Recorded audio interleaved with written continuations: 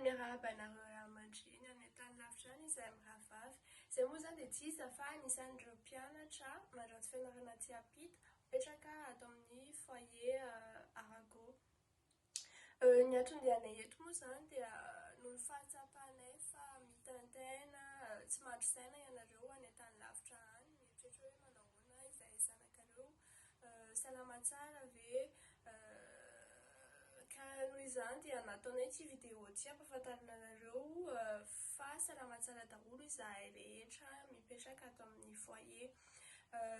Ary rehefa misy ny fepetra-ndraisin'ny mpiandraikitra ny aty moa zany, momba indrindra ny fisorohana ny fiparitahan'ny valanaretina coronavirus amin'izao fotoana izao.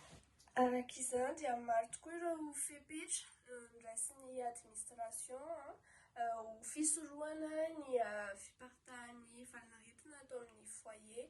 Voalohany amin'izany fanafoanana efa ho herinandro izay ny fahafahan'ny olona avy any ivelany miditra ato amin'ny foyer.